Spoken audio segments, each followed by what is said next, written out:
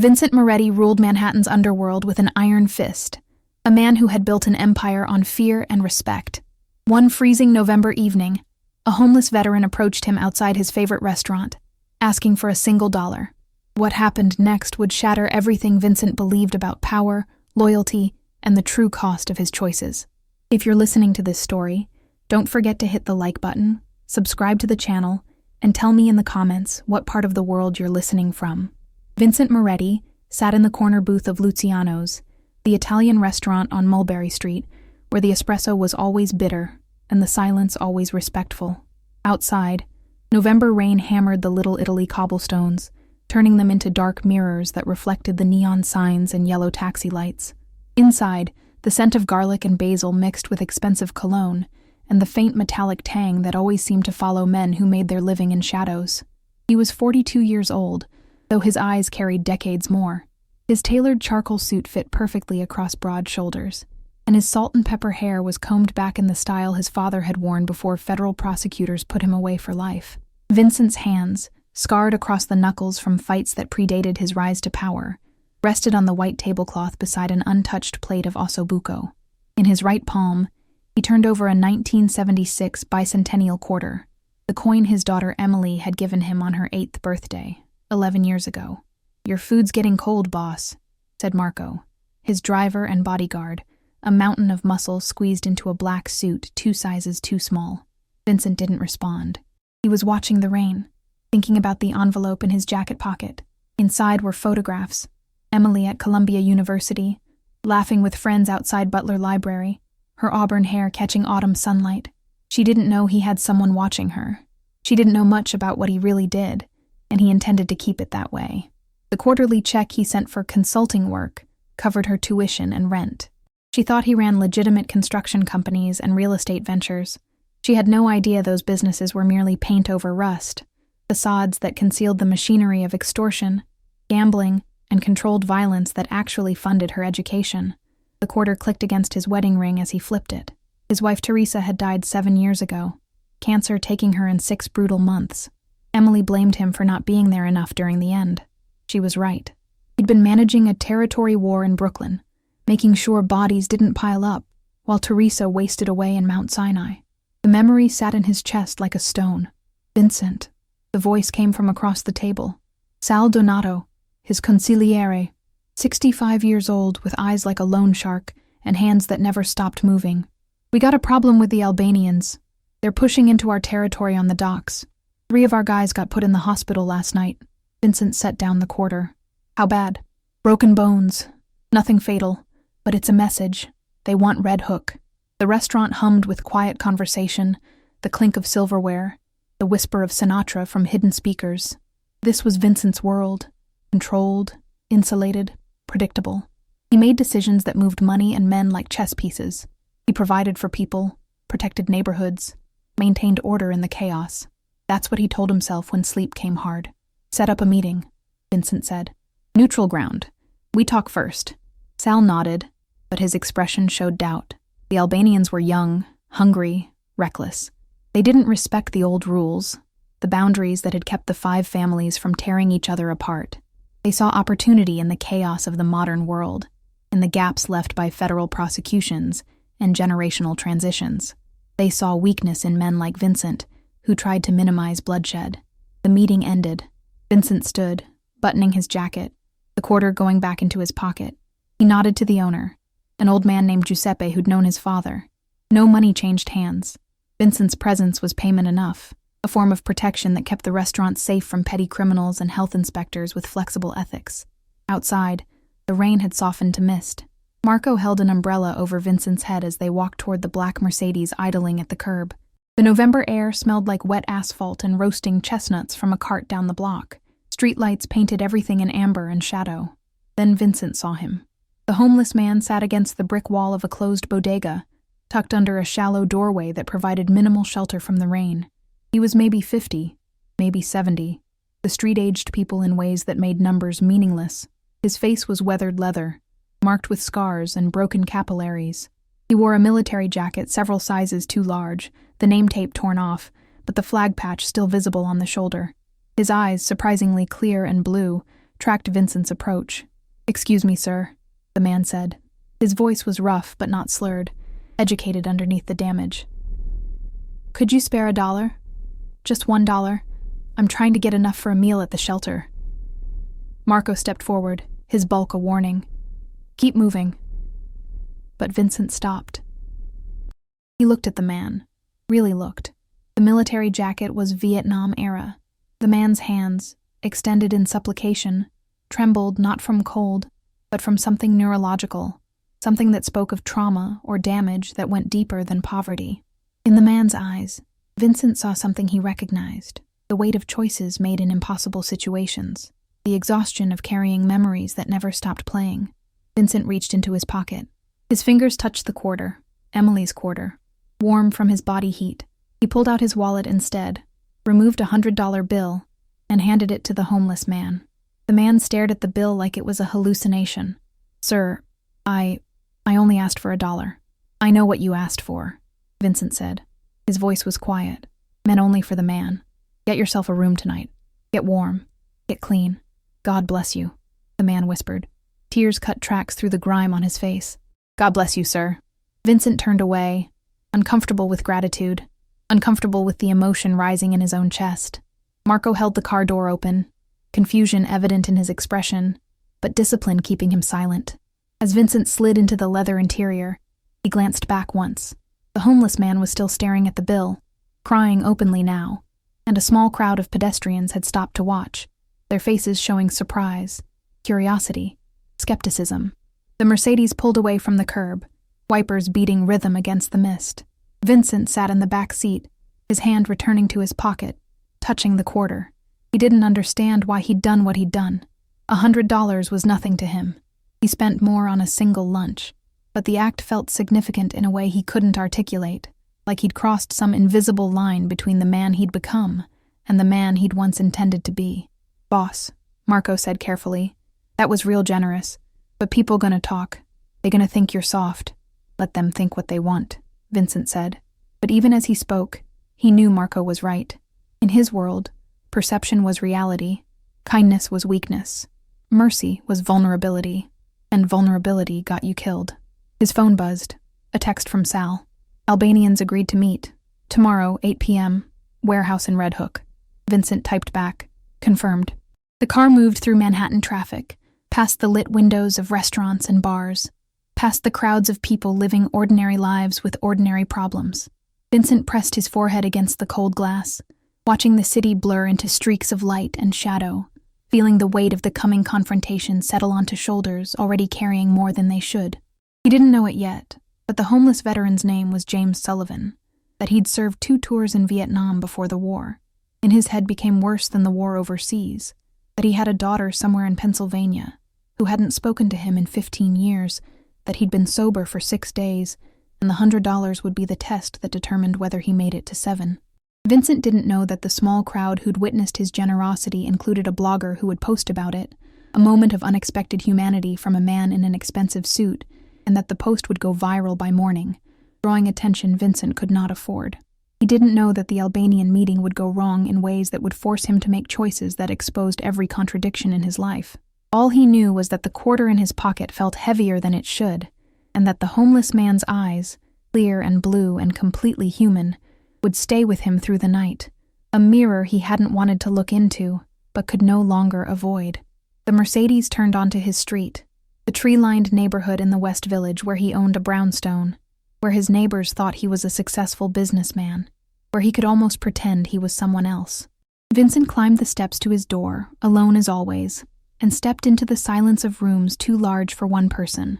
He took off his jacket, hung it carefully in the closet, and pulled the quarter from his pocket. He set it on the dresser next to a photograph of Emily, her graduation from high school, her smile bright and genuine. Then he poured 3 fingers of scotch and stood at the window, looking out at the street below, wondering what tomorrow would bring, sensing that something had shifted, but not yet understanding what it meant, or what it would cost him. Vincent woke to his phone vibrating like an angry hornet. The bedroom was dark, curtains blocking the morning light, and his head carried the dull ache of too much scotch and too little sleep. He'd dreamed about Teresa again, standing in their old apartment in Queens, her arms crossed, That look on her face that meant he'd disappointed her. In the dream, she'd asked him a single question. Is this who you wanted to become? He'd woken before answering. The phone continued its assault. Vincent grabbed it, squinting at the screen. 17 missed calls, 32 texts, most from Sal, several from Marco, 3 from numbers he didn't recognize. He opened the first message from Sal. Call me now. We got a situation. Vincent dialed. Sal answered before the first ring finished. You seen it yet? Sal's voice carried an edge that made Vincent sit up fully, feet on the cold hardwood floor. Seen what? Someone filmed you last night. The homeless guy. It's everywhere. Twitter, Instagram, TikTok. The local news picked it up. They're calling you the Mulberry Street Saint. They got no idea who you really are, but that's gonna change real fast if this keeps spreading. Vincent's stomach dropped. Send me the link. The video arrived seconds later. Vincent pressed play and watched himself from a stranger's perspective. Grainy phone footage shot from across the street, zoomed in but clear enough. There he was, stopping to talk to James Sullivan. Marco hovering protectively. The audio was muffled by rain, but you could see Vincent hand over the bill, see the homeless man's emotional reaction, see the small crowd gathering. The caption read, Faith in Humanity Restored. Rich guy stops to help homeless veteran outside Italian restaurant in Little Italy. This is what kindness looks like. The video had 2 million views, growing by thousands as he watched. Cristo, Vincent muttered. He scrolled through comments. Most were positive, people praising the anonymous Good Samaritan, sharing their own stories of homelessness and compassion, tagging friends. But others were already asking questions. Who was the man in the suit? Why did he have a bodyguard? What restaurant was that? Several comments identified Luciano's. One person claimed to recognize Vincent from somewhere, but couldn't place him. We need to control this, Vincent said. Pull the video down. Can't. It's been reposted 1,000 times. News outlets downloaded it. There's no stuffing this back in the bottle. Sal paused. FBI's gonna see this. They're gonna wonder why a guy with a bodyguard and an expensive suit is handing out hundreds in Little Italy. They're gonna start asking around. Vincent stood and walked to the window. Outside, the West Village was waking up. Dog walkers, joggers, parents taking children to school. Normal people with normal lives. The Albanian meeting is still on? Yeah, but Vincent, listen to me. This attention is dangerous. Not just from feds. You're showing a public face now. That makes you vulnerable. Makes Emily vulnerable. The mention of his daughter cut through Vincent's fog. What about Emily? Nothing yet. But if they dig into who you are, if your name gets attached to this, reporters might start looking at your family, your legitimate businesses. They find one thread, they pull everything apart. Vincent gripped the phone harder. Everything he'd built, the careful separation between his criminal enterprise and his public persona, depended on invisibility. He'd spent 2 decades avoiding cameras, keeping his name out of newspapers, operating in shadows. One act of impulse, one moment of weakness disguised as kindness, and it could all unravel. I'm coming in, Vincent said. Give me an hour. He showered, letting hot water pound tension from his shoulders that refused to leave. As he dressed, another perfect suit, charcoal gray with a burgundy tie. He caught his reflection in the mirror. His father stared back at him. That same hard expression, those same lines carved by stress and secrets. His father had died in prison, 73 years old, having spent the last 26 years in a federal cell. Vincent had been 16 when the FBI had kicked in their door at dawn, had watched agents drag his father away in handcuffs while his mother screamed and neighbors watched from doorways. He'd sworn he'd be smarter, more careful, better at the game. Now a 2 million view video threatened to destroy everything. Vincent's phone rang again. This time, the name on the screen made his heart lurch. Emily. He answered. Hey, sweetheart. Dad. Her voice carried that bright energy that always made him smile despite everything. Oh my God, I saw the video. That was you, wasn't it? Outside Luciano's? Vincent's mind raced. What video? Don't play dumb. The guy helping the homeless veteran. I recognized your suit and Marco's giant head in the background.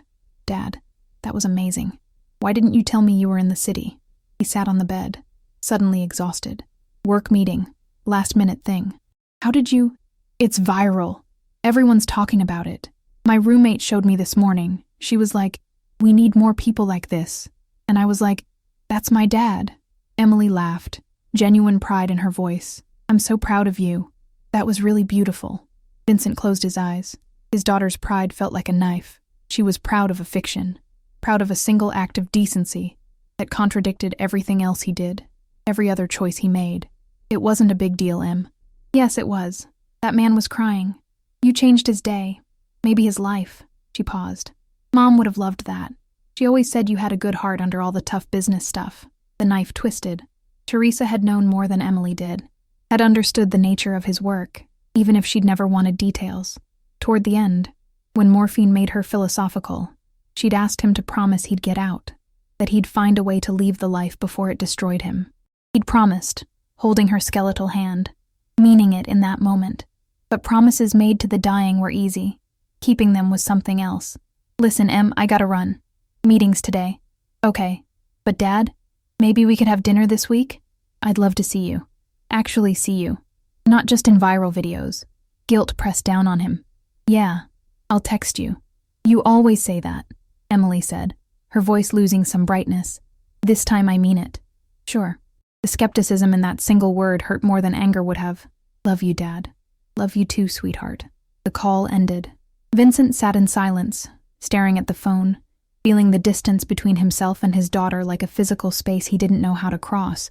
Every lie, every absence, every half-truth had added another foot to the gap.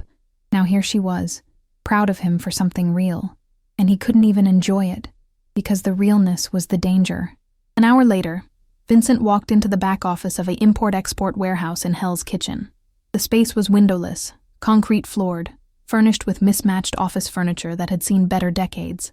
Sal was already there, along with Marco and 3 of his senior captains: Tony 2 times Benedetto, who ran their gambling operations, Frank Russo, who handled their protection rackets, and Michael Chen, who managed their legitimate businesses and money laundering. All men Vincent trusted, all men who'd proven their loyalty with years of service and discretion. "Gentlemen," Vincent said, taking his seat at the head of the scarred wooden table. "Talk to me." Sal opened a laptop and turned it toward Vincent. "The video's at 4 million now. Local news covered it this morning. NBC, ABC, CBS. They're calling it a heartwarming moment in troubled times. Pix 11 sent a crew to Luciano's. Giuseppe told them nothing, but customers are talking. Someone said they saw the guy with the bodyguard before. Said he's a regular." "What about Sullivan?" Vincent asked. "The veteran. We found him," Marco said. "He's at the shelter on Bowery. Spent the 100 on a room at a Fleabag hotel, took a shower, got a meal. He's been sober since you gave him the money. Keeps saying an angel helped him." Vincent shook his head. "I'm no angel. To him you are," Sal said. "And that's the problem. Feel-good stories get attention. Attention leads to investigation. Investigation leads to questions we can't afford." Tony leaned forward, his thick Brooklyn accent cutting through the room. "So what? We lean on the veteran. Tell him to keep his mouth shut. Make sure he doesn't talk to reporters." "No." Vincent's voice was flat. "We don't touch him. He didn't do anything wrong. Boss, with respect, this is about survival. Our survival." I said no. Vincent met each man's eyes in turn. "We don't hurt people who haven't hurt us. That's still a rule." Frank Russo, older than the others, spoke carefully. "Vincent, I've known you 20 years. I respect your principles, but the Albanians are already circling. The feds have been watching for months. Now this video puts a spotlight on you. We need to minimize exposure, not protect some homeless guy's feelings." "The guy's a veteran," Vincent said. "He served his country. He fell through the cracks. He deserves better than being threatened by us." Michael Chen, the quietest of the group, adjusted his glasses. "There might be another way. What if we control the narrative? Have someone approach Sullivan, offer him ongoing help, a place to stay, treatment if he needs it, job training. Make it a story about sustained compassion, not just one viral moment. Then we guide him away from media. Keep him comfortable and grateful but out of sight." Vincent considered this. It had the shape of manipulation, but at least it didn't involve threats or violence. "Can we do that without it looking suspicious?" "Set up a foundation," Michael said. "Veterans Assistance. Run it through one of our legitimate LLCs. It'll look like the viral video inspired you to do more. Tax write-off, good PR, and it keeps Sullivan controlled without him knowing he's being controlled." Sal nodded slowly. "That could work. and it gives us cover if anyone starts digging. You're just a successful businessman who was moved to help veterans." Vincent felt the machinery of his world clicking into place, turning even his moment of genuine compassion into another tactical move, another layer of deception. Everything in his life was corrupted by context, poisoned by the web of lies and violence that funded his existence. "Do it," he said. "But treat Sullivan with respect. Whatever help we offer, it has to be real, not just optics." "Understood," Michael said. They moved on to other business: the Albanian meeting, territory disputes, collections that were falling behind, judges who needed their monthly envelopes, the rhythms of criminal enterprise, mundane and relentless. An hour later, the meeting ended, and Vincent found himself alone with Sal. The old consigliere poured espresso from a battered machine in the corner. "You okay, Vincent?" "Yeah." "Why?" "Because you just spent 20 minutes on damage control for doing something decent. That's got to weigh on you." Vincent accepted the small cup of bitter coffee. "Everything weighs on me, Sal. That's the job. Teresa used to say you were too good for this life, that you had too much conscience for the work. Teresa said a lot of things. She was usually right." Sal sat across from him. "The Albanian meeting tonight. I got a bad feeling. They're not coming to negotiate. They're coming to show strength. Then we'll show them we're not weak. That's what I'm afraid of." Sal's eyes, usually calculating, showed something like concern. Violence begets violence. You start down that road, it don't end until someone's dead. Vincent set down the espresso. "What do you want me to do? Give them Red Hook? Show weakness, and we lose everything. The other families will see it as an opening. We'll be fighting wars on 3 fronts. I want you to be careful. I want you to remember you got a daughter who needs you. Not your money. You.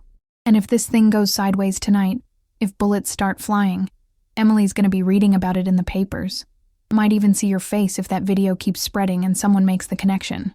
The truth of it sat between them, heavy and undeniable. Vincent had spent Emily's entire life trying to protect her from his reality. Now his reality was leaking out in ways he couldn't control. "I'll be careful," Vincent said. That night, as he prepared for the meeting, checking his gun, a compact Glock he'd carried for 15 years, making sure Marco had the backup team in place, Vincent thought about the homeless veteran, about James Sullivan who'd asked for $1 and received 100. He wondered if Sullivan understood that his salvation had become Vincent's problem, that kindness in Vincent's world was never simple, never pure, always complicated by context and consequence. The quarter sat on Vincent's dresser, catching lamplight, Emily's quarter, his good luck charm and his reminder of what he was supposed to be fighting for. He picked it up, turned it over in his scarred fingers, and slipped it into his pocket. Then he walked out into the November night, toward a meeting that would determine whether he still controlled his territory or whether the young, hungry predators would tear everything apart. Either way, he knew the viral video had changed something fundamental. The invisible man had become visible. The shadow operator now had a face, and in his world, visibility was often the first step toward destruction. The warehouse in Red Hook squatted on the Brooklyn waterfront like a rusted monument to dead industry. Around it, gentrification was creeping closer each year. Coffee shops and art galleries replacing longshoremen's bars, luxury condos rising where shipping containers once stacked. But this particular building remained untouched, owned by a shell company that paid its taxes and asked no questions. A neutral zone where men like Vincent could conduct business away from cameras and witnesses. Inside, the space was vast and cold. Overhead lights cast pools of illumination that left corners in shadow. The concrete floor was stained with oil and history. In the center, someone had set up 2 folding tables facing each other, chairs on either side, like a parody of diplomatic negotiation. Vincent arrived with Marco and 2 other men, both armed, both veterans of situations that had gone from talking to shooting. They'd swept the building an hour earlier, checking for ambush positions, making sure the Albanians hadn't planted anyone in the shadows. Everything had been clean, but Vincent's instincts whispered warnings he couldn't quite articulate. At 8 o'clock exactly, the side door opened and the Albanians entered. There were 4 of them, led by Dritten Hoxha, 32 years old with a weightlifter's build and eyes that never stopped calculating angles. He wore designer clothes that fit too tight, showing off muscle, projecting youth and aggression. Beside him walked his lieutenant, a man they called Spend, older and quieter. the one who did the thinking while Drayton did the talking. The other two were muscle, Kalashnikov patterns visible under their jackets. "Vincent Moretti," Drayton said, his accent thick but his English good. "The famous Mulberry Street saint. I saw your video. Very touching. You have a big heart." He smiled without warmth. "But big hearts bleed easy when they get cut." Vincent remained standing by his table, hands relaxed at his sides. "You asked for this meeting, Drayton. I'm assuming it's because you want to discuss boundaries. Red Hook has been our territory for 30 years. Your operations there are new. They're disruptive. They hurt people who don't deserve to be hurt." "Hurt?" Drayton laughed. "You talk about hurt? You, who break legs for late payments? You, who run protection rackets that bleed neighborhoods dry? Don't lecture me about hurt, old man." "I'm not lecturing," Vincent said. "I'm explaining how things work. You're new here. You don't understand the systems that keep this city from tearing itself apart. There are rules, agreements between families that prevent open war. You're violating those agreements." Spend spoke up, his voice measured. "The old families are dying. The FBI has gutted you. Half your leadership is in prison or dead. You talk about agreements, but who enforces them? Who respects them? The world has changed, Mr. Moretti. The old rules don't apply anymore." Vincent felt the truth of this like a punch. The 5 families that had controlled New York's underworld for generations were shadows of their former power. Federal RICO prosecutions had decapitated leadership, seized assets, turned soldiers into informants. What remained was fragmented, desperate, struggling to maintain relevance in a criminal landscape now dominated by international cartels, Russian gangs, and groups like the Albanians who operated without the old codes of conduct. "So this isn't a negotiation," Vincent said. "This is you telling me you're taking Red Hook regardless of what I say." Drayton spread his hands. "Finally, understanding. Yes, we're taking Red Hook. We're taking Sunset Park. We're taking Bay Ridge. And eventually, we'll take your precious little Italy. You can fight us, or you can step aside. Either way, the outcome is the same." Marco shifted beside Vincent, hand moving toward his jacket. Vincent held up one finger. "Wait. If I step aside," Vincent said, "what happens to the people who work for me? The families who depend on our protection? Not my problem," Drayton said. "It should be. Because when you disrupt the existing order without offering stability in return, you create chaos. Chaos attracts attention from law enforcement. Attention hurts everyone's business. You think you're being strong, but you're actually being stupid." Drayton's smile vanished. "You call me stupid? I call your strategy stupid. There's a difference. You're young, ambitious, hungry. I understand that. But you're making moves without thinking 3 steps ahead. You're painting targets on all of us." Spend leaned forward. "Perhaps Mr. Moretti has a proposal? A way to avoid the chaos he mentions?" Vincent had thought about this carefully. "Shared territory. You get 40% of Red Hook operations. We keep 60%. We coordinate, avoid overlap, present a unified front against law enforcement scrutiny. We divide the other territories. Sunset Park goes to you. Bay Ridge stays with us.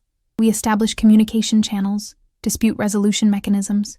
We act like professionals instead of street thugs. 40%? Drayton's face flushed. You offer us scraps from your table and call it negotiation? I offer you growth without war, profit without bodies, stability that lets everyone operate. That's not scraps. That's smart business." "We don't want your permission." Drayton slammed his hand on the table. "We take what we want. That's how power works. Not agreements, not rules. Force." The warehouse atmosphere shifted, tension coiling.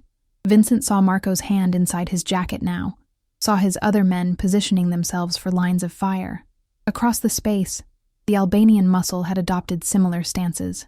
Spend's face showed concern, but Drayton was past listening, high on his own rage and self-importance. "Force," Vincent said quietly, "is the last resort of people who've run out of ideas. It's expensive, risky, and usually ends with everyone losing. Then I guess we all lose." Drayton stood. "You have 1 week to clear out of Red Hook. After that, anyone working for you in our territory gets hurt. Then we move on to Sunset Park, then Bay Ridge.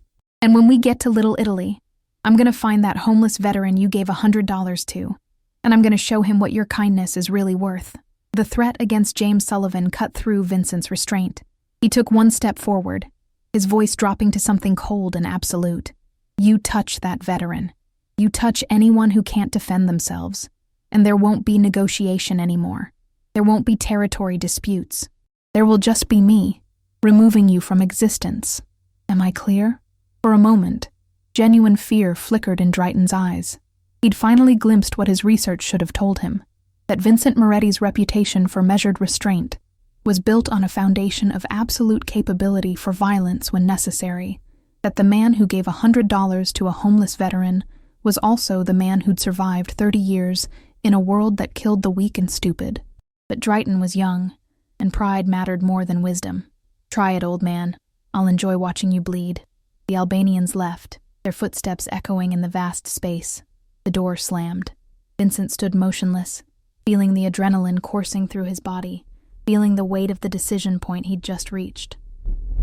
"Boss," Marco said, "we going to war?"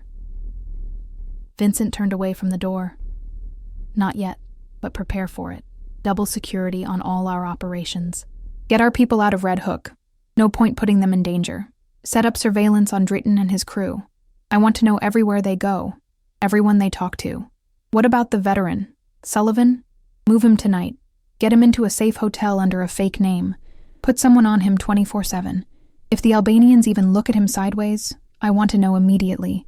Back in the Mercedes, driving through Brooklyn toward Manhattan, Vincent stared out at the neighborhoods passing by, blocks where he'd grown up, where his father had built the organization that Vincent had inherited and expanded.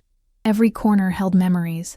Every street had been paid for in someone's blood or freedom. He told himself it was about protection, about providing order, about being better than the chaos.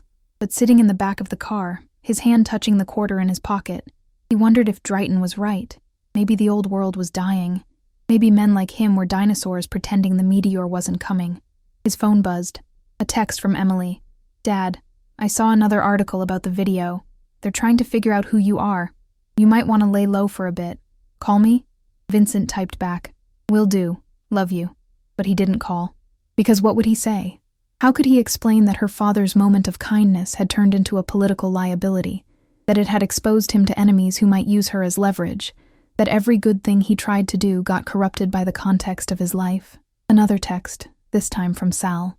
"FBI agents were asking questions at Luciano's today, showing your picture from the video. Giuseppe played dumb, but they're not stupid. Clock is ticking, Vincent." The Mercedes pulled up to his brownstone. Vincent climbed the steps, unlocked the door, and stepped into silence. He poured scotch, more than he should, and stood at the window watching the street. A normal neighborhood, normal people. He'd bought this house to pretend he was one of them, to create a space separate from his work, but the separation was illusion. Everything connected. Everything contaminated everything else.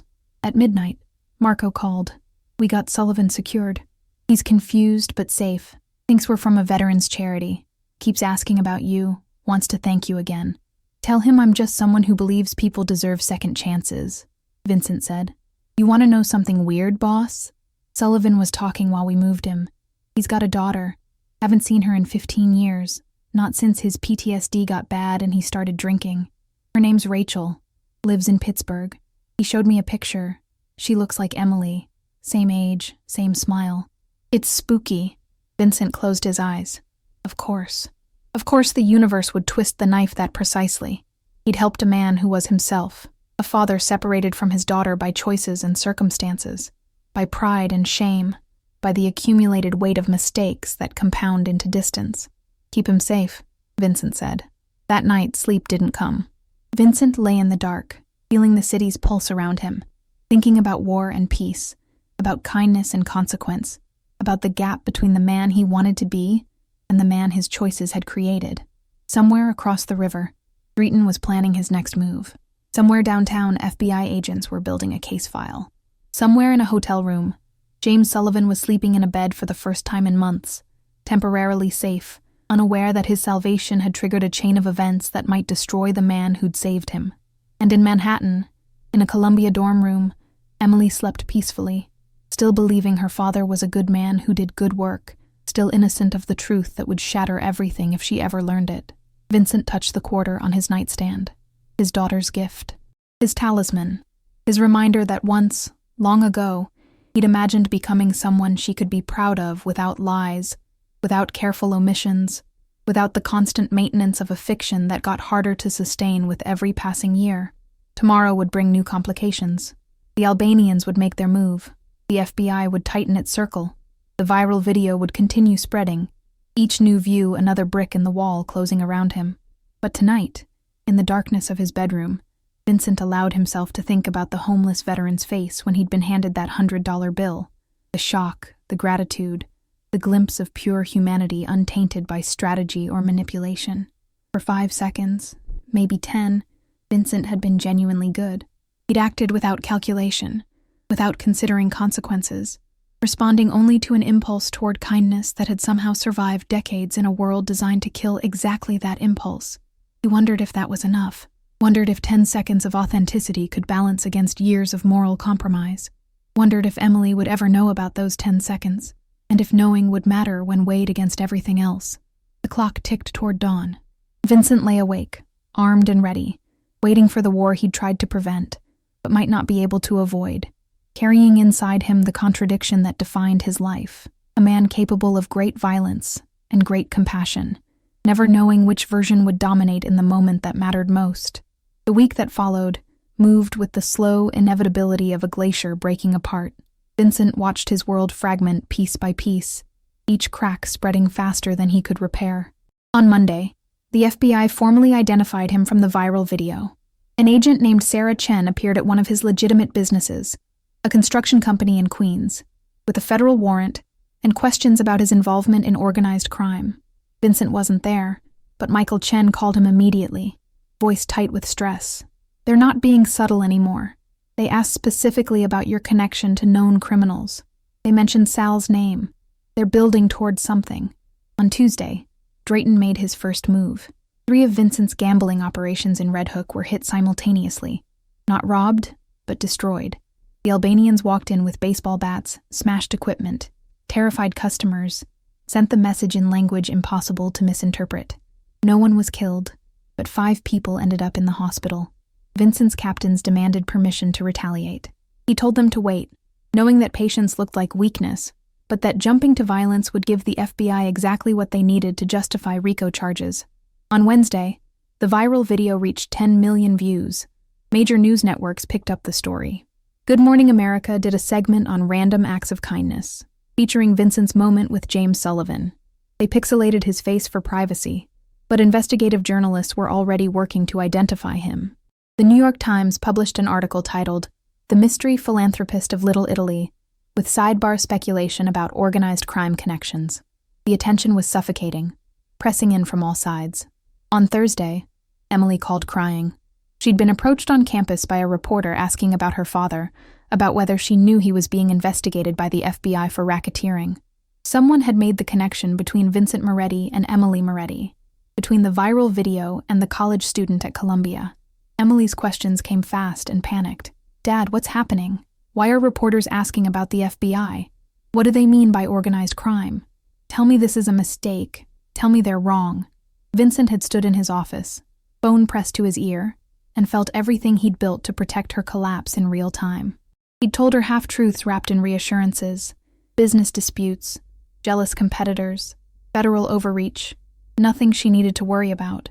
He could hear in her silence that she didn't believe him anymore, that years of careful lies were unraveling in the space of one phone call. "I need to see you," Emily had said, face to face. "No more excuses. This weekend, Saturday. I need you to look at me and tell me the truth." He'd agreed. What choice did he have? On Friday, everything broke apart. Vincent was in the warehouse office in Hell's Kitchen when Sal burst in, his face ashen. They got Marco. Vincent stood so fast his chair toppled backward. "What?" "The Albanians grabbed him outside his apartment this morning, pulled him into a van. We got a call 10 minutes ago." Sal held out his phone. On the screen was a photo. Marco bound to a chair, face already bruised and bleeding, terror in his eyes. The message below read, "Red Hook is ours. Sunset Park is next. Stay out of our way or everyone close to you ends up like this." Vincent's vision narrowed to a point. Marco had been with him for 12 years. Loyal, dependable, family. The man had a wife, 2 kids in high school. He'd never hurt anyone who didn't hurt him first.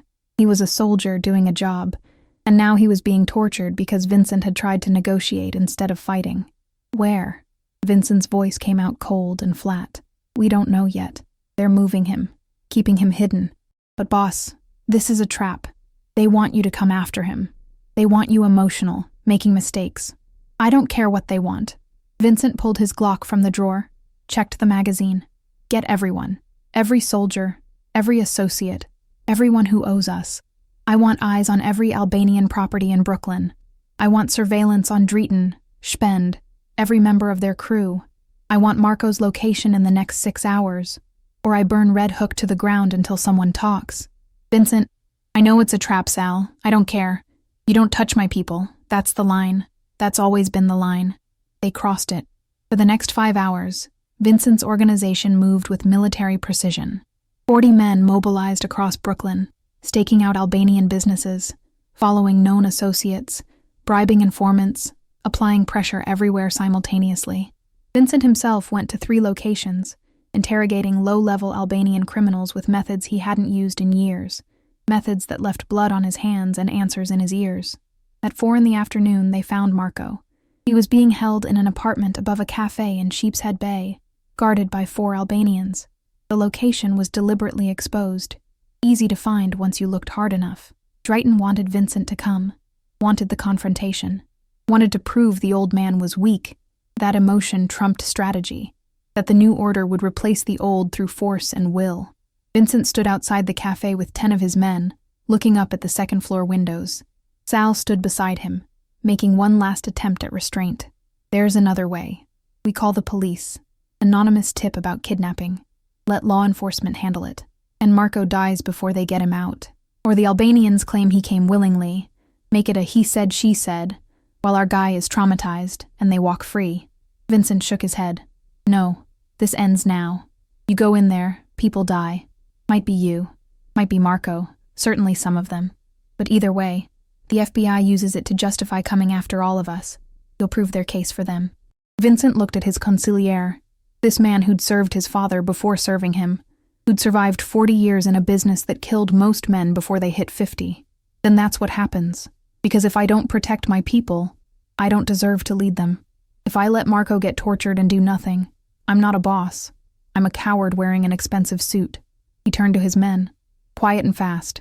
We go in, we get Marco, we leave. Minimal casualties if possible. But if they fight, you fight back. Understood? 10 heads nodded.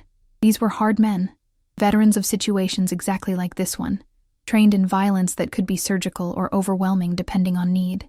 They checked their weapons, adjusted body armor under jackets, and followed Vincent into the cafe. The ground floor was nearly empty, an old woman behind the counter, 2 customers who took one look at Vincent's group and walked quickly out the back. Vincent pointed 2 men toward the rear exit, blocking escape, then led the rest up narrow stairs to the second floor. The apartment door was locked. Vincent knocked, professional and calm. Dritten, we need to talk. Silence. I know Marco's in there. I know you're in there. Open the door, release him, and we discuss terms. Last chance for this to end without blood. From inside, Driten's voice, muffled but audible. You want him? Come take him, old man. Vincent stepped back. 2 of his men approached with a breaching tool, a compact hydraulic ram designed for exactly this purpose. One swing, and the door exploded inward, lock and frame fragmenting in a shower of splinters. What happened next took 17 seconds but felt like hours. Vincent's team poured into the apartment, guns up, shouting commands. The space was small, a living room with stained furniture, a kitchenette, a hallway leading to back rooms. Marco was tied to a chair in the center of the living room, conscious but badly beaten, one eye swollen shut, blood crusting his face. 4 Albanians were positioned around the room, weapons already drawn. Dritten stood behind Marco, a pistol pressed to the back of his head. One more step and I paint the walls with his brain. Everyone froze. 10 guns pointed at 4 targets. 4 guns pointed back. The math was obvious but irrelevant when hostages were involved. Vincent kept his Glock steady, aimed at Dritten's center mass, knowing that even a perfect shot might not prevent the man's finger from contracting on the trigger. This is over, Vincent said. You release him, you walk out. We settle this another way. Settle? Dritten laughed, high and wild. There's nothing to settle. This is us winning. This is the old world dying and the new world being born. This is you committing suicide, Vincent said. You think you're making a statement? You're making a mistake. You kill my man.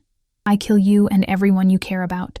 Your crew, your family back in Albania, everyone.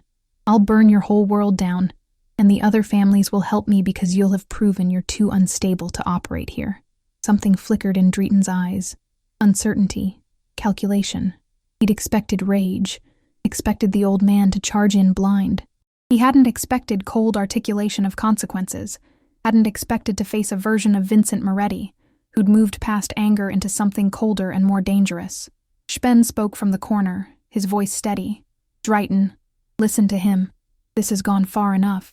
Shut up, Drayton snapped, but his hand was shaking now, the gun barrel trembling against Marco's skull. Vincent saw the opening, the moment when control was slipping, when the room balanced on the edge of catastrophe. He did something he almost never did. He holstered his weapon. Look at me, Drayton. Look at me. The young Albanian's eyes met his. I know what you're feeling, Vincent said. You're scared. You made big moves, backed yourself into a corner, and now you don't know how to get out without looking weak. I understand that. I've been there. But this? He gestured at Marco. This isn't strength. This is desperation. Real strength is knowing when to walk away. You walked away, Drayton said. When your wife died, when your daughter went to college, you walked away from them to build your empire. Don't lecture me about strength. The words hit like physical blows. Vincent felt them land, felt the truth in them, felt the mirror being held up to show him exactly who he'd become. You're right. I did. And it cost me everything that mattered. Don't make my mistakes. Your mistakes made you rich, made you powerful. My mistakes made me alone. The room held its breath. Somewhere in the back, one of the Albanian soldiers shifted weight, his weapon drifting slightly.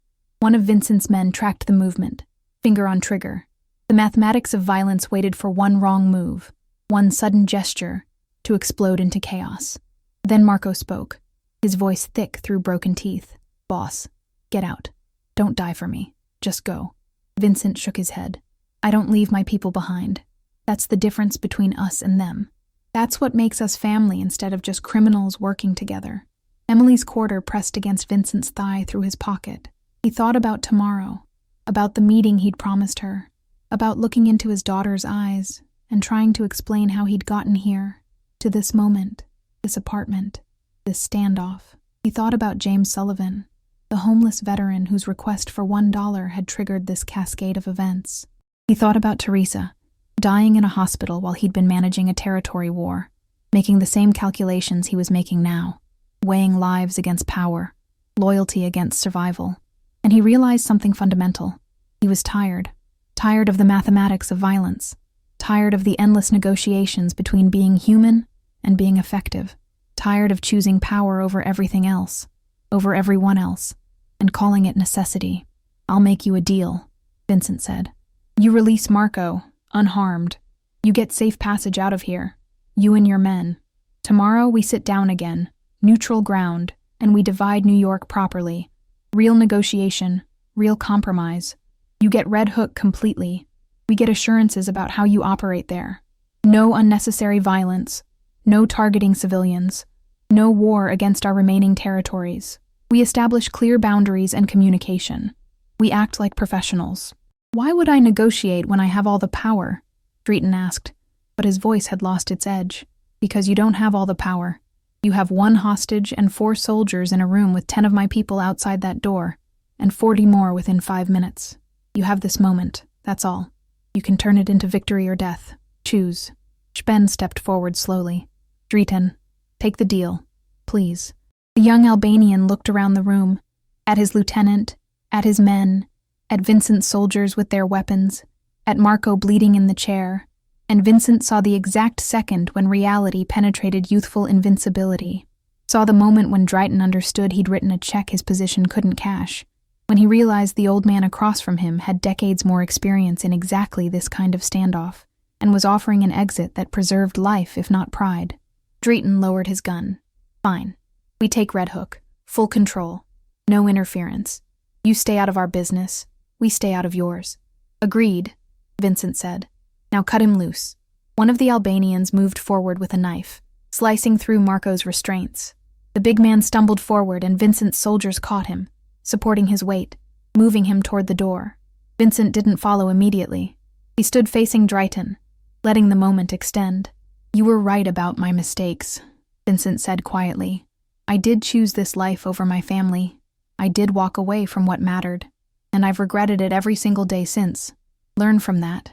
Figure out what's actually worth fighting for before you lose it." "You giving me life advice now?" Drayton's voice carried bitter humor. "I'm giving you the truth. Take it or leave it." Vincent turned and walked out, his men covering his exit, leaving the Albanians in their apartment with weapons lowered and egos bruised, but everyone alive. Downstairs, they loaded Marco into a car and rushed him to a private doctor who treated gunshot wounds and asked no questions. As Vincent climbed into his Mercedes, his phone buzzed. A text from Emily. "Tomorrow noon, Washington Square Park. Don't be late. And Dad, I love you, whatever this is. But I need the truth." Vincent stared at the message, feeling the weight of the coming conversation, knowing that tomorrow he'd have to choose between more lies or destroying his daughter's image of him, knowing that either choice would cost him something irreplaceable. That night in his brownstone, Vincent couldn't sleep. He kept seeing Drayton's finger on the trigger, kept playing out alternate versions where someone moved wrong and Marco died, where bullets flew, and Vincent himself took a round and bled out on a stained apartment floor. He thought about how close he'd come to dying over territory, over pride, over the mechanics of a life he'd chosen 30 years ago when he'd been young and angry and thought power meant something. At 3 a.m, his phone rang. Sal's voice was grave. "Vincent, we got a problem. Word on the street is that Drayton's not honoring the deal. He's calling it cowardice, saying you backed him down, saying he's going to take not just Red Hook but everything. He's mobilizing his whole crew. This isn't over. It's just beginning." Vincent closed his eyes. Of course. Of course the young, ambitious predator couldn't accept compromise, couldn't take the exit ramp, had to double down even when doubling down meant destruction. Pride and stupidity, the twin engines of tragedy. "Then we prepare for war," Vincent said. "Full mobilization. Everyone armed, everyone ready. If Drayton wants to burn it all down, we'll show him what that actually means. This is going to get people killed, Vincent. Our people, civilians. This is exactly what we've been trying to avoid. I know, but I can't keep negotiating with someone who sees negotiation as weakness. At some point, you have to draw a line and defend it. Even if defending it costs you everything." Vincent looked at his reflection in the bedroom window, a tired man in expensive clothes, holding a phone, surrounded by the trappings of success built on other people's suffering. "I've already lost everything that mattered, Sal. Now I'm just fighting over the pieces." The call ended. Vincent sat in darkness, holding Emily's quarter, thinking about homeless veterans and viral videos, about FBI investigations and Albanian challengers, about the accumulated consequences of 10,000 choices all leading to this moment, this crossroads where every path led toward some form of destruction, and the only question was which version he could live with. Tomorrow he'd meet his daughter. He'd look into her eyes and either shatter her illusions or maintain the lies. Tomorrow he'd face the consequences of showing mercy to a stranger, of being caught on camera doing something decent, of letting his humanity show in a world that punished humanity as weakness. Tomorrow everything would change. But tonight, Vincent Moretti sat alone in the dark, armed and frightened, powerful and helpless, wealthy and impoverished in ways that mattered, waiting for dawn and the reckoning it would bring. Saturday morning arrived cold and clear, the kind of November day that turned Manhattan into a postcard. Vincent stood at his window watching the West Village wake up. Dog walkers, joggers, a father teaching his daughter to ride a bicycle, ordinary people living ordinary lives. He'd been awake since 4, unable to sleep, his mind cycling through everything that needed to happen today. At 9 o'clock, Sal called with the tactical update. Their organization was on full alert, soldiers positioned throughout their remaining territories, weapons distributed, safe houses prepared. Intelligence indicated the Albanians were also mobilizing, gathering in Sunset Park, preparing for something. War felt inevitable now, just waiting for the spark. "We still have time to hit them first," Sal said. "Preemptive strike. Take out Drayton and his key lieutenants before they're ready." "No," Vincent said. "Not today. Today I need to see my daughter." "Vincent, with respect, your daughter can wait. This can't.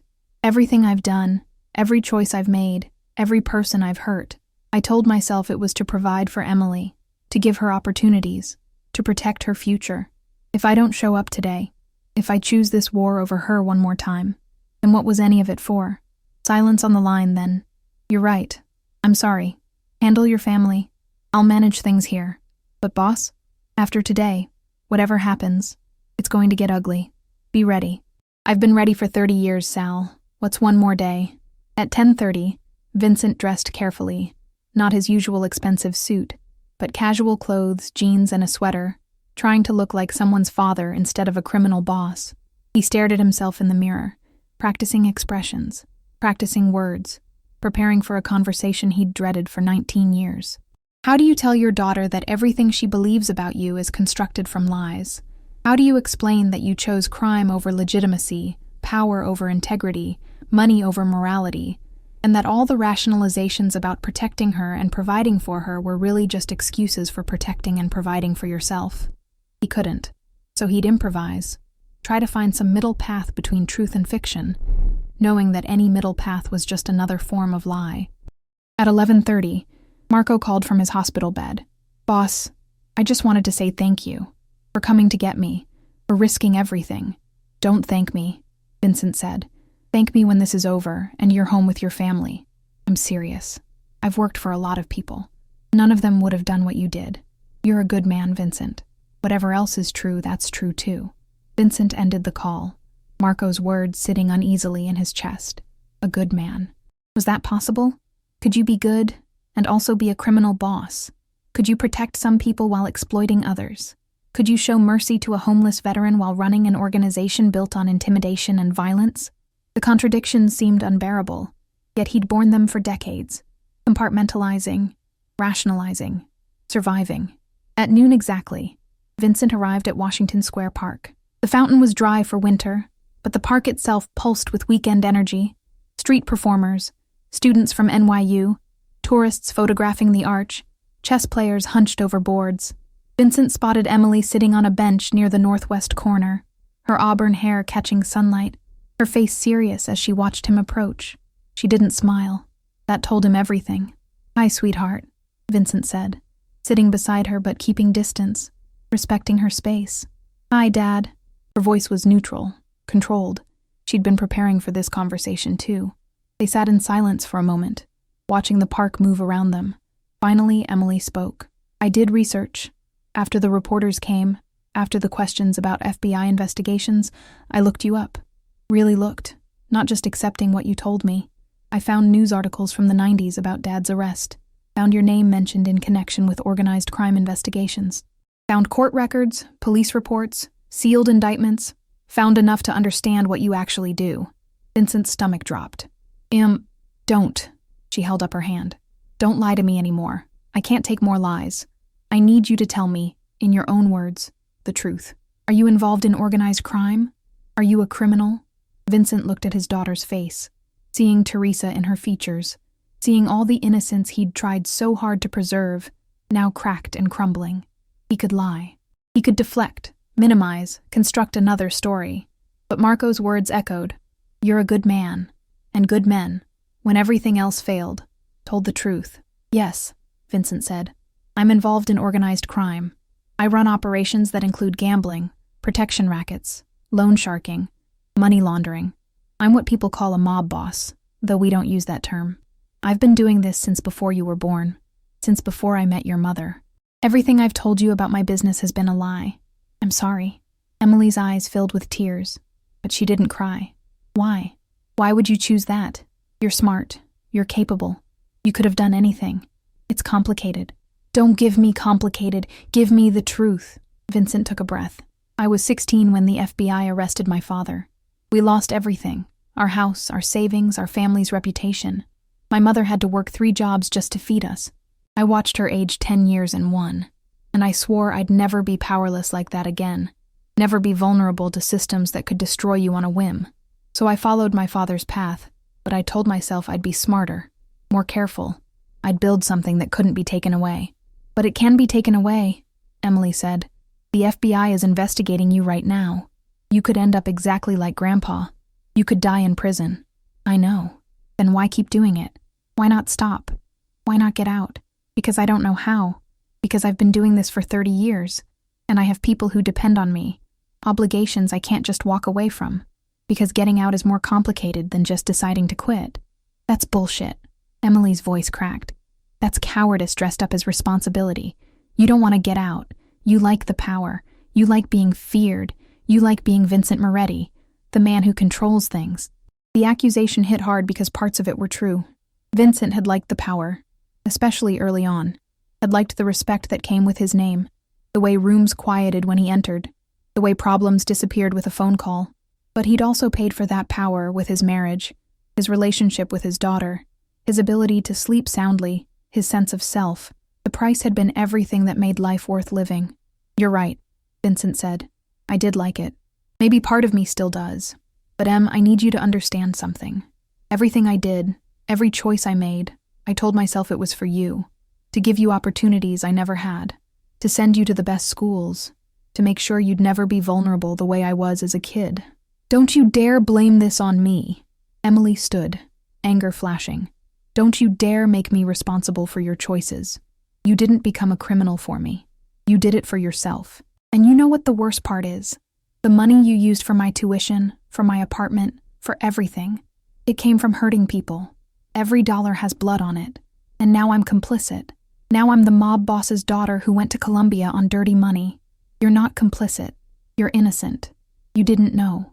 But I know now. Emily's voice rose, drawing attention from nearby parkgoers. She lowered it, but the intensity remained. I know now, and I can't unknow it. I can't take back 4 years of education funded by crime. I can't separate myself from what you are. And I don't know how to reconcile the father who just gave $100 to a homeless veteran with the father who runs a criminal organization. Which one are you? Which one is real? Vincent stood, facing her. Both. I'm both. I know that doesn't make sense, but it's true. I'm capable of kindness and violence, generosity and exploitation. I love you more than anything in this world, and I've also hurt people to protect my business. I contain contradictions that shouldn't be possible in one person, but they are. That's not good enough, Dad. You have to choose. You can't be two people. Then I choose you, Vincent said. The words came out before he'd fully thought them through, but once spoken, he felt their truth. I choose you, Em. I'll get out. I'll find a way to extract myself from the organization, to leave the life. It'll take time, and it'll be dangerous, but I'll do it. Because you're right, I can't be both people. And if I have to choose, I choose being your father. Emily searched his face, looking for lies, for the careful construction she'd learned to recognize. You mean that? You'll actually get out? I mean it. I don't know how yet, but I'll figure it out. No more lies, Em. That's my promise. From now on, you get the truth, whatever it costs. She stepped forward and hugged him, sudden and fierce, her face pressed against his chest. Vincent held her, feeling her shake with silent crying, feeling his own tears start. How long had it been since his daughter had hugged him? Years. Too many years. I love you, Dad, Emily said into his shirt. But I'm also angry at you. So angry. And I don't know how long it'll take me to forgive you, or if I even can. I understand. You're entitled to that anger. I earned it.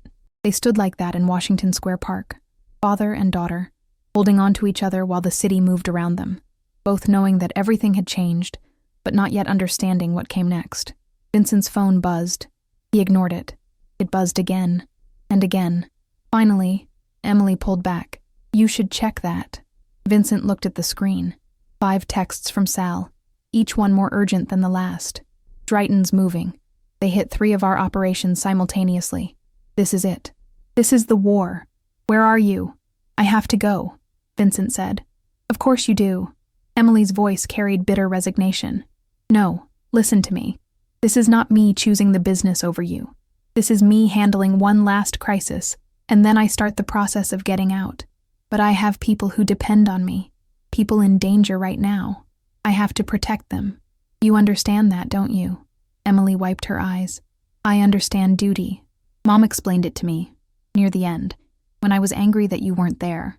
She said you felt responsible for a lot of people, that you carried weight I couldn't see. I didn't understand then. I'm not sure I understand now, but I believe you're going to try to get out, and I'll be here when you do. I'm going to call you tonight, and tomorrow, and every day after that. Real conversations, truth, no more lies. Okay, Emily attempted a smile. Be careful, Dad. Whatever you have to do, be careful. Vincent kissed her forehead, memorizing the moment, trying to freeze this instant where his daughter still believed in him, where redemption still seemed possible. Then he turned and walked quickly out of the park, phone already calling Sal. Talk to me, Vincent said. It's bad. They hit our gambling operation in Bensonhurst, our loan office in Bay Ridge, and our warehouse in Sunset Park. Simultaneous strikes, heavily armed, made a statement. 5 of our guys are in the hospital. This is full-scale war, Vincent. No more posturing. Get everyone together. Our headquarters in Hell's Kitchen.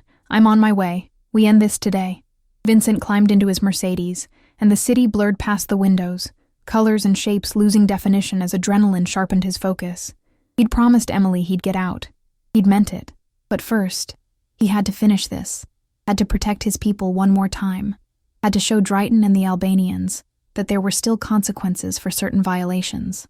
The war had come, and Vincent Moretti, the man who'd tried to choose mercy over violence, now had to embrace the violence he'd spent a week trying to avoid. The quarter sat in his pocket, pressing against his thigh. Emily's gift, his talisman, his reminder of who he was supposed to be.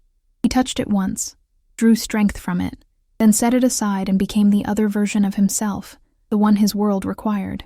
The Mercedes raced toward Hell's Kitchen, toward confrontation, toward a resolution that would determine whether Vincent's promise to his daughter was real or just one more lie in a life built on lies. The warehouse in Hell's Kitchen thrummed with controlled chaos. 35 men crowded the space, Vincent's entire available force, checking weapons, strapping on body armor, receiving assignments. The air smelled of gun oil and nervous sweat. These were hard men, experienced in violence, but the atmosphere carried an edge that spoke to the stakes everyone understood. This wasn't routine intimidation. This was existential conflict. Win or lose, nothing would be the same after today.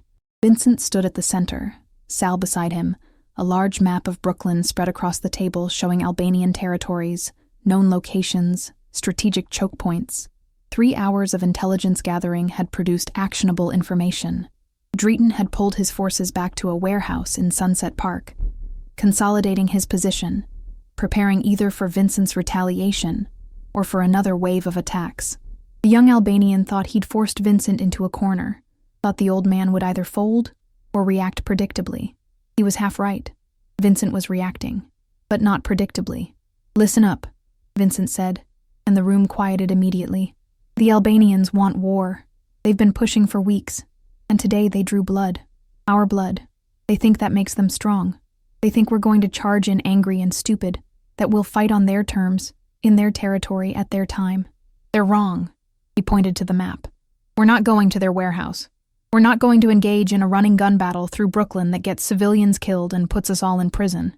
We're going to be smart. We're going to hit them where it actually hurts. Sal pulled up photos on a laptop.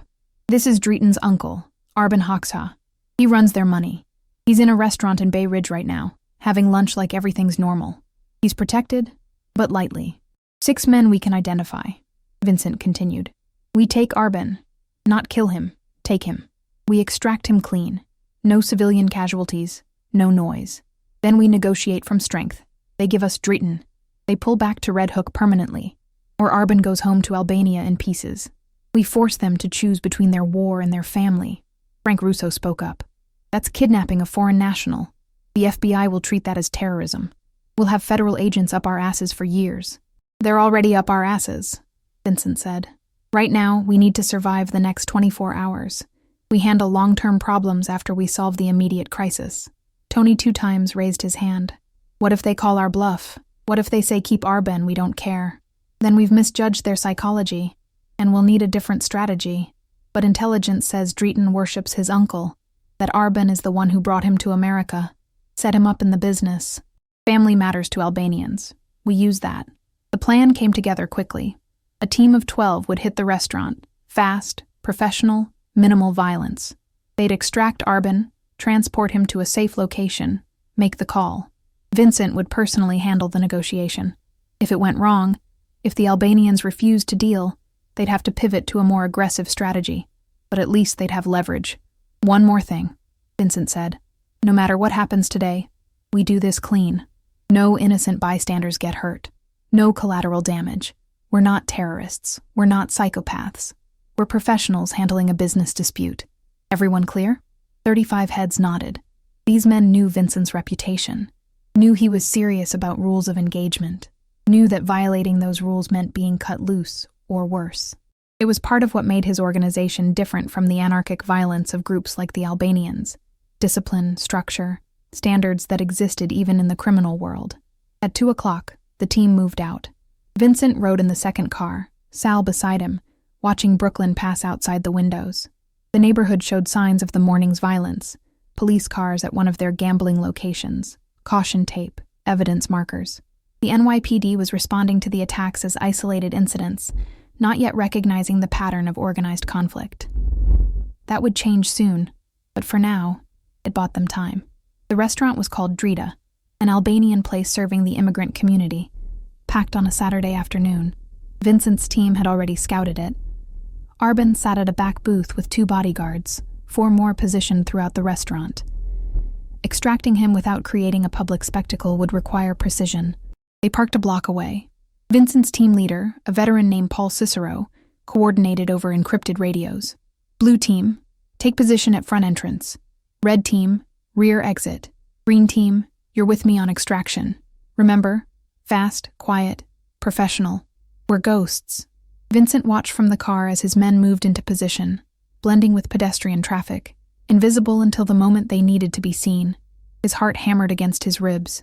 20 years since he'd personally participated in an operation like this. He'd risen in the organization, become management, sent other people to do the violent work while he made strategic decisions from safety. But today felt different. Today felt personal. "Boss, you should stay in the car," Sal said. "You're too exposed, too recognizable after that damn video. I need to be there. I need Arbin to see my face, understand who took him, understand the seriousness." "Vincent, my decision, Sal." At 2:15, Paul's voice crackled over the radio. "All teams in position. Green team moving in. 30 seconds. Vincent watched the restaurant entrance. 3 of his men walked in, casual and unhurried. Long seconds passed. Then the front door burst open, and Paul emerged, supporting a man between him and another soldier. Arbin Hoxha, conscious but clearly restrained, moving because cooperation was easier than resistance. Behind them came the rest of the extraction team, weapons visible now, keeping the Albanian bodyguards at bay with threat of force, but no shots fired. They loaded Arbin into a panel van. The whole operation took 90 seconds. By the time witnesses could process what they'd seen and call police, Vincent's team was 3 blocks away, splitting up, following predetermined routes to a safe house in Queens. Vincent rode with Arbin in the van. The Albanian was 58 years old, well-dressed, his face showing more calculation than fear. "Vincent Moretti," he said in accented English. "I know who you are. This is foolish. My nephew will kill you for this. Your nephew is the reason you're here," Vincent replied. "Drayton started a war he can't win. Now I'm giving you both a chance to end it before more people die. Drayton will not negotiate. He is young, proud. You have misjudged him. And you'll help me make him understand reality. Because I promise you, Arbin, if he forces my hand, if he makes this a fight to the finish, the Albanians lose. We have more men, more resources, deeper connections to law enforcement and city officials. You're new here. You don't understand how the systems work yet, but you can learn. Or you can die trying to conquer territory that will never be yours." Arbin studied Vincent for a long moment. "You are not what I expected. Drayton says you are weak, that you hide behind old reputation. But I see different man. I see man who makes hard choice, man who protects his organization." He paused. "I will talk to my nephew, but I cannot promise he will listen." The safe house was a nondescript building in Flushing, a residential neighborhood where no one asked questions about the private security company that rented the property. They secured Arbin in an upstairs bedroom, comfortable but locked, guarded by 2 soldiers. Then Vincent made the call. Drayton answered on the second ring. "What?" "I have your uncle," Vincent said. "He's safe, unharmed. You're going to meet with me in 1 hour, neutral location, and we're going to end this war. Or you're never seeing Arbin again." Silence. Then, "You're dead. You and everyone in your organization. Dead. Maybe. But Arbin dies first, And when Albanian families ask you why you let your uncle die over pride, what will you tell them? You won't kill him. You're weak. You're soft. The video proved it. Giving money to homeless. Negotiating instead of fighting. You don't have it in you anymore. Vincent felt something cold settle in his chest. The difference between mercy and weakness is the ability to be ruthless when necessary. You're about to learn that difference. 1 hour. The address is coming via text. You bring Spend and 2 others. Maximum. I bring the same. We talk. We end this. Or I start sending Arbin home in pieces, and then I burn every Albanian business in Brooklyn until nothing's left. You are making terrible mistake. One of us is. We'll find out which in 1 hour. Vincent ended the call. His hands were shaking. Adrenaline, fear, anger, all the emotions he'd spent decades learning to control now surging up. Sal handed him water. You okay? No, but I will be. The meeting location was a parking garage in Long Island City, empty on weekends, open enough to prevent ambush, but isolated enough for privacy. Vincent arrived early with Sal. Marco, released from the hospital against doctor's orders, his face bruised but his loyalty unwavering, and Paul. They positioned themselves near the center of the 3rd level, the November wind cutting through the open structure. At 4 o'clock exactly, a black Escalade pulled up. 4 Albanians emerged, Drayton, Spend, and 2 soldiers. They approached slowly, hands visible, no obvious weapons. Vincent matched their positioning, his own gun holstered but accessible. You kidnapped my uncle, Drayton said without preamble. You broke every rule of conduct. You've escalated this beyond business into blood feud. You tortured my driver, Vincent replied. You attacked my operations repeatedly. You threatened a homeless veteran who had nothing to do with our conflict. You're the one who escalated. I'm just responding. Spend stepped forward. Enough, both of you. We're here to find solution, yes? Not to argue about who started what. There's only one solution, Vincent said. You take Red Hook. Full control. We take everything west of 4th Avenue. Clear boundary. You don't cross it. We don't cross it. You release 3 of my men who were hospitalized this morning. I release Arbin. We establish communication protocols for disputes. We maintain peace. And if we refuse, Drayton asked, then this becomes a war of attrition. We both lose soldiers, both lose money, both attract law enforcement attention that destroys our ability to operate. The FBI already has open investigations on both organizations. You think they're not watching right now? You think this conflict doesn't give them exactly what they need to justify RICO charges against everyone? We're doing their job for them. Drayton paced, his young face showing internal conflict. Pride warred with practicality. He wanted to refuse on principle, wanted to maintain his image as the fearless new power. But Spend was watching him, and in the older man's eyes, Vincent saw calculation. The recognition that Vincent was right, that continued war served no one's interests. My uncle, Drayton said. I need proof he is alive, unharmed. Vincent pulled out his phone, called the safe house. Put Arbin on. He held out the phone. Arbin's voice came through clearly. Drayton, listen to me. Take the deal. This man is serious. This is not game. Take the deal and we build something sustainable. Pride is expensive. Success is profitable. Choose success. Drayton's face twisted. For a moment, Vincent thought he'd reject everything, let fury override sense. Then Spend put a hand on his shoulder, spoke quiet words in Albanian. The young man's tension slowly deflated. Fine, Drayton said. We take Red Hook. You keep west of 4th Avenue.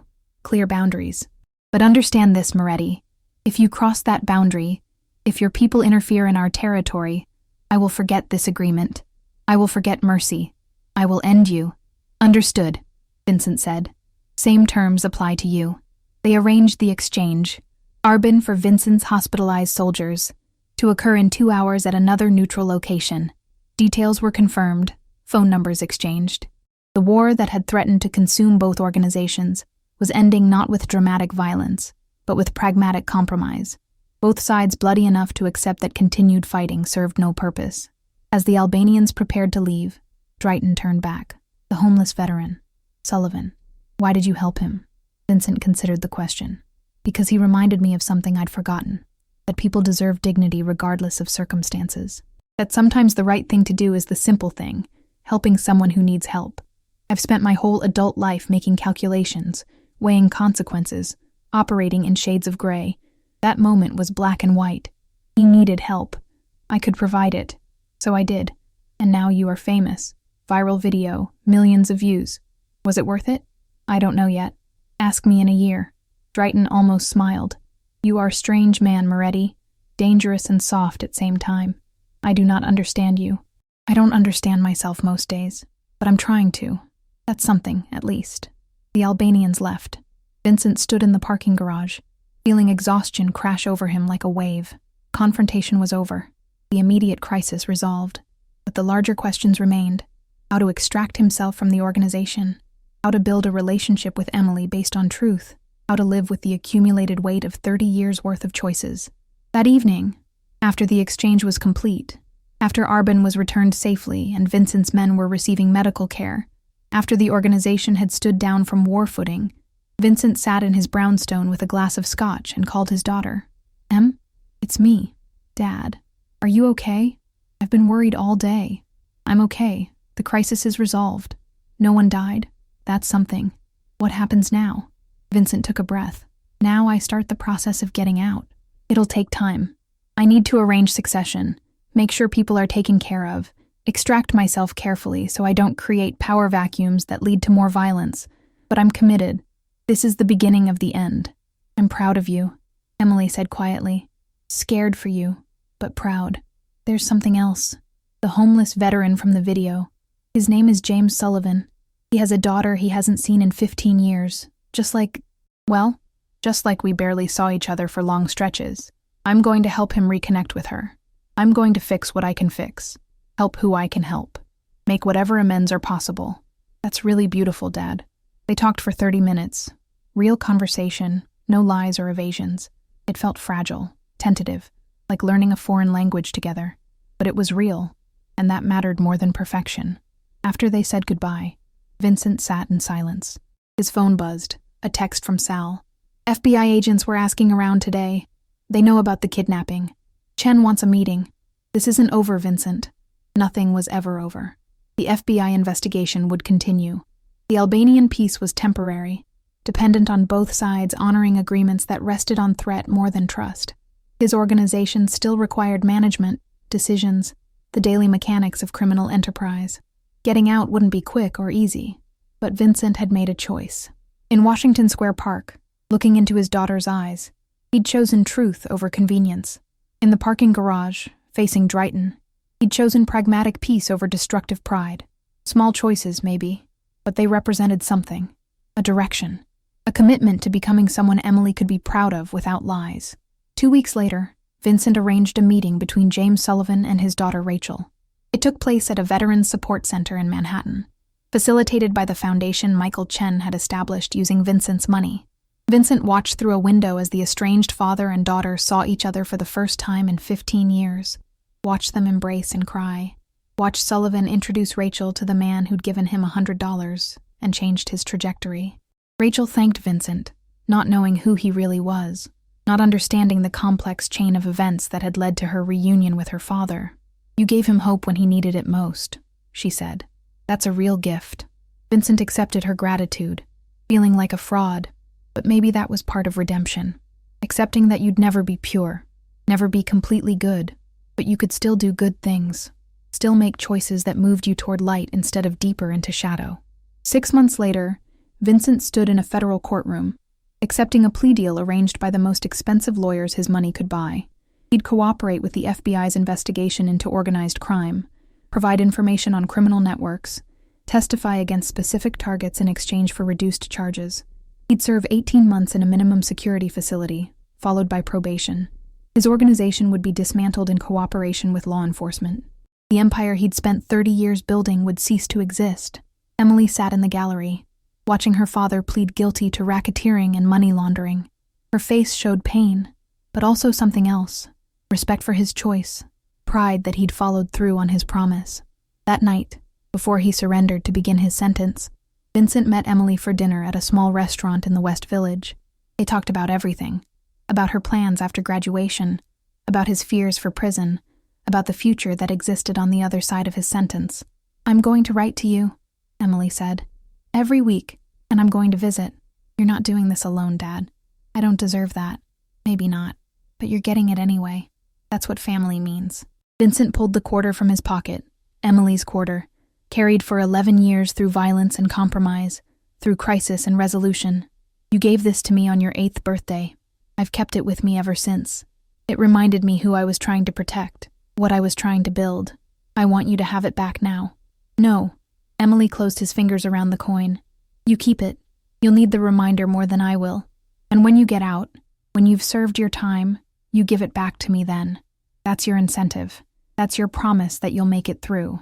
They hugged goodbye on the street corner, holding on longer than necessary, both knowing that the next 18 months would test them, that nothing was certain, that redemption was a process, not a destination, but it was a beginning. The viral video had long since faded from public attention, replaced by new content, new controversies, new moments of manufactured outrage and authentic connection. But for Vincent, that frozen instant, stopping on a rainy November night to help a stranger, remained the pivot point, the moment when being decent cost him everything and gave him the first chance at becoming someone his daughter could respect without lies. In his cell that first night, unable to sleep on an uncomfortable mattress in an unfamiliar space, Vincent held the quarter and thought about James Sullivan, rebuilding his life with his daughter's support, thought about Emily, pursuing her dreams with money that came from crime, but using it to create something clean and hopeful. Thought about Teresa, long gone but still present in every choice he made, her voice asking the question from his dreams. Is this who you wanted to become? Not yet, he thought, but I'm trying. For the first time in decades, I'm actually trying. The quarter caught light from the corridor, glinting in the darkness. Outside, the world continued without him. The city he'd tried to control, the people he'd hurt and helped, the consequences still cascading from 10,000 choices. Inside, Vincent Moretti closed his eyes and began the long work of becoming someone worthy of his daughter's forgiveness and his own redemption. It wouldn't be easy, it wouldn't be quick, but it would be real. And that, finally, was enough. Thank you for listening to this story about Vincent Moretti and the unexpected chain of events that began with a simple act of kindness. If this story resonated with you, please take a moment to subscribe to the channel and hit the notification bell so you never miss another powerful story like this one. Leave a comment below sharing your thoughts on Vincent's journey. Do you believe people can truly change? What would you have done in his situation? And if you enjoyed this story, don't forget to hit that like button and share it with someone who appreciates compelling narratives about redemption, family, and the complexity of human nature. Thank you again for being here, and I'll see you in the next story.